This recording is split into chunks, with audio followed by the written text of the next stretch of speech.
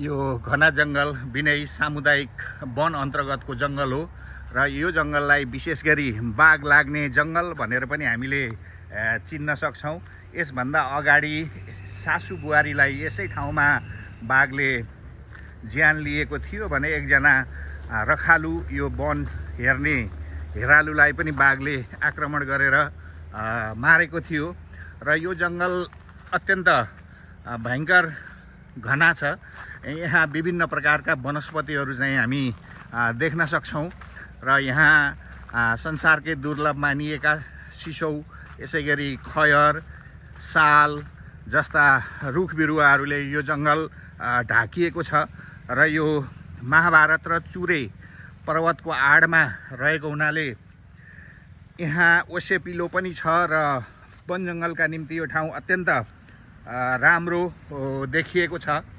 केवल वन जंगल वन्यजन्तुको वासस्थान मात्रै होइन, यसबाट अहिले यो विनय सामुदायिक वन उपभोक्ता समितिले निकै राम्रो काम गर्नुभएको छ।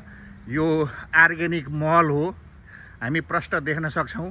यही जंगलमा खसेका सुकेका पातहरू यसैगरी अन्य जैविक वस्तुहरूलाई कुगाएर यो विनय जैविक मल उत्पादन उद्योग सञ्चालन गरिएको छ। हामी बोर्डमा पनि देख्न सक्छौं। हामीले मल चाहियो भने यो सहज रूपबाट सस्तो पनि छ र किनेर लगेर चाहिँ हाम्रो खेतीपातीहरूमा प्रयोग गर्न सक्छौं। अहिले रासायनिक मलले जुन स्वास्थ्यमा असर पुर्याइरहेको छ त्यसबाट बच्नका लागि यो मल प्रयोग गर्नु अत्यन्त राम्रो छ र धेरै टाढा टाढाबाट उपभोक्ताहरू आएर यो मल खरिद गरेर आफ्नो खेतीपातीमा प्रयोग गर्नुभएको कुरा पनि म यहाँहरूलाई बताउन चाहन्छु।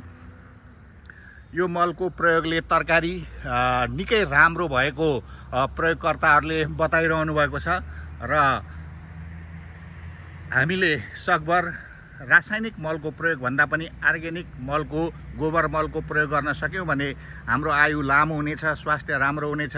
यो विनय जैविक मल उत्पादन उद्योग जुन यहाँ छ यसलाई धेरै धेरै धन्यवाद छ। तपाईहरुले यो मल लिन चाहनुभयो भने यसको अफिस दुम्कीवास बजारमा चौकी अगाडि पनि रहेको छ र यही नजिकै यो सामुदायिक वनको अफिस पनि रहेको छ। यो अफिसमा आएर हामीले सोध्न पनि सक्छौं र यसरी यहाँका उपभोक्ताहरूले यो जैविक मल उत्पादन कारखाना नै खोलेर, उद्योग नै खोलेर आय आर्जन गरेर रोजगारी पनि सिर्जना गर्नुभएको छ र यो एउटा नमुना गाउँपालिकाको रूपमा विकास हुँदै गइरहेको छ।